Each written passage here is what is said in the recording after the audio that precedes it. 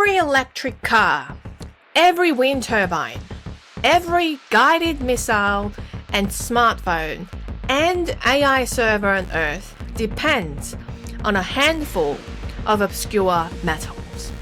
The cleanest technology humanity has ever built is impossible without one of the dirtiest things we've ever done to the planet.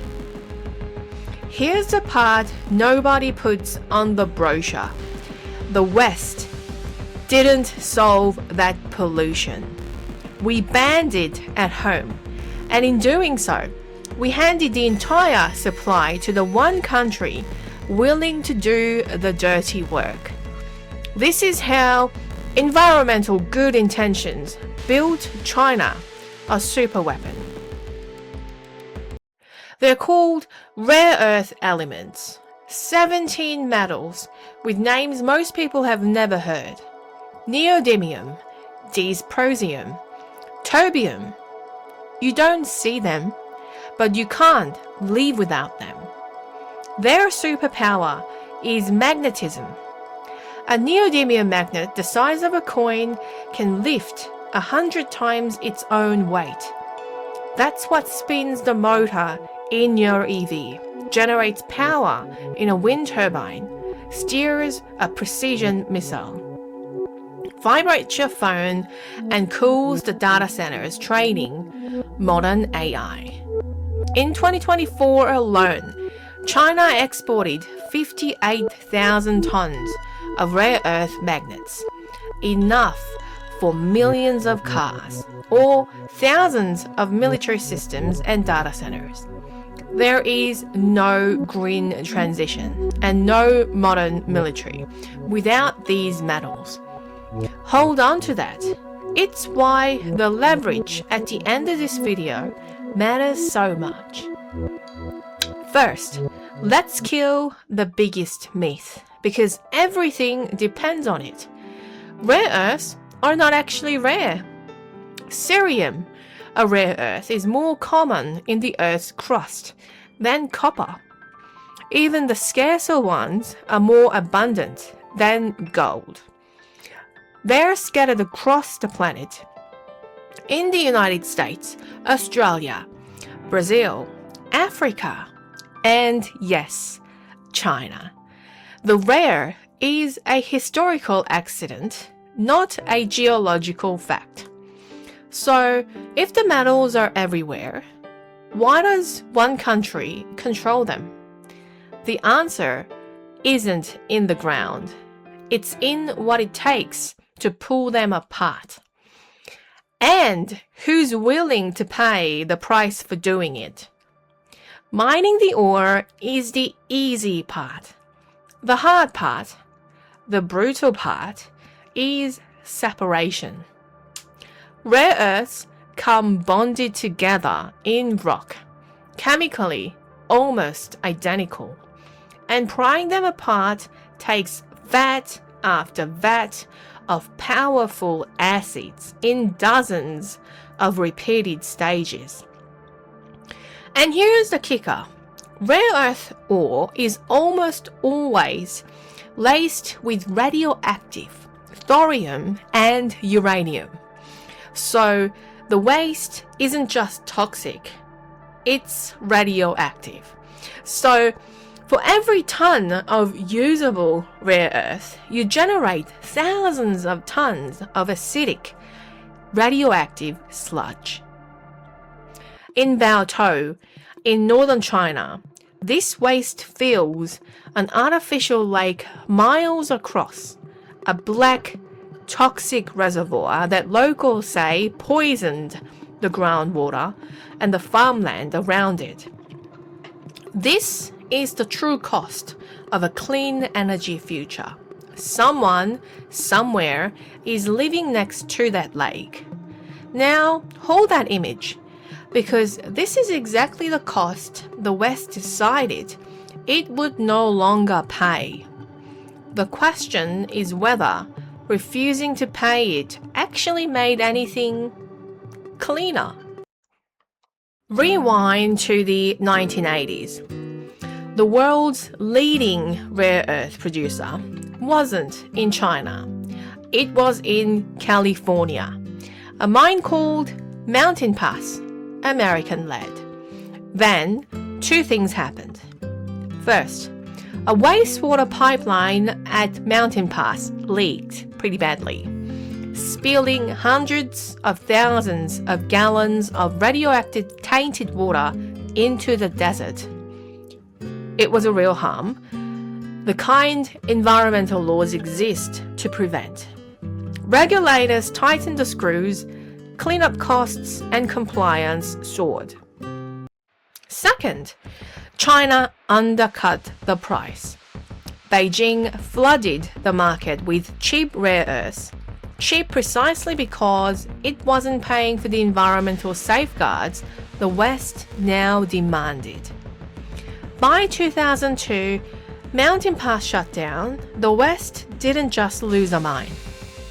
It lost the entire downstream skill of processing. And this is the heart of the story. In the West, opening a new mine or refinery now takes 7 to 10 years of rigorous permitting, environmental review, and lawsuits, if it survives at all. Every project draws fierce local opposition. Nobody wants a radioactive tailings pond in their county, and environmental groups fight each one. These are not unreasonable fears, but they have a consequence almost no one names out loud. When you make something illegal or impossibly expensive or politically toxic in one place, you don't just eliminate it. You relocate it to wherever the rules are loosest. Economists call it a pollution haven. The West's environmental conscience didn't clean up rare earths. It exported them to the one country that would do it dirtier, cheaper, and without asking permission. China understood something the West missed. Whoever's willing to absorb the environmental cost controls the future. It poured state money in, tolerated the pollution, built the refineries, and mastered the chemistry the West walked away from. The result is staggering. China now accounts for roughly 60 to 70% of the world's rare earth mining, and around 90% of the processing. For the heavy rare earths that go into the strongest magnets, its grip is near total. It even controls the related metals. About 95% of the world's gallium used in advanced chips. The West got its clean air, its blue skies, its lawsuits won. China got the factories, the expertise, and the leverage. And then it learned to use it. For decades, the leverage sat unused. Then it became a weapon. Starting in 2023, Beijing banned the export of the technology used to extract and separate rare earths, not just the metals, the know-hows. In April 2025, it imposed a licensing regime. Every shipment now needs Beijing's individual approval, with reviews stretching 2 to 4 months. In October 2025, it went even further, claiming authority over any product anywhere on Earth containing even a trace of Chinese rare earths. Read that again. A company in Germany or Japan making a part with a sliver of Chinese origin material could need a Chinese license to sell it. That is not trade policy. That is sovereignty over other people's factories, built entirely on a choke point the West voluntarily handed over. Beijing has since paused some of the harshest measures, a calculated pause, not a retreat, with the licensing system fully intact. The message landed. China can throttle the global supply of clean energy and advanced weapons whenever it chooses. Now, the West is scrambling. Mountain Pass has reopened under MP materials. New projects are breaking ground in the US and Australia. But here's the cruel twist that proves the whole point. When the Australian company Lynas tried to build a processing plant, not even in Australia, but in Malaysia, it was met with years of protests over its radioactive waste. The exact same fight, because the chemistry doesn't change. The radioactive thorium doesn't care which flag flies over the refinery. Wherever you try to process rare earths under real scrutiny, the same opposition rises, which is precisely why it all drifted to where there was no scrutiny at all.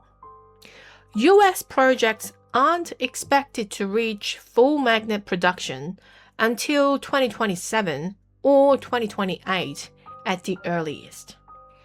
Until then, the leverage stays in Beijing's hands. So here is the uncomfortable conclusion. The West's environmental rules were not wrong to want clean water and safe communities. But good intentions without honesty have a price. We told ourselves we were choosing a cleaner world.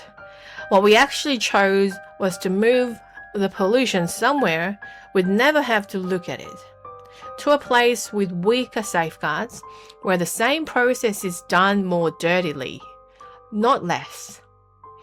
The total damage to the planet didn't fall. It actually rose. And the bill came with a geopolitical interest rate, total dependence on a strategic rival. You cannot have the clean energy transition without dirty mining somewhere on Earth. That's not an opinion, it's chemistry. The only real choice is whether you do it at home, under your own rules, paying your own environmental price honestly, or whether you outsource it, pretend it's clean, and hand the keys to Beijing. For 30 years, the West chose the second option. We're only now discovering what it cost. If you want more breakdowns of the hidden machinery behind the modern world, subscribe. I'll see you on the next one.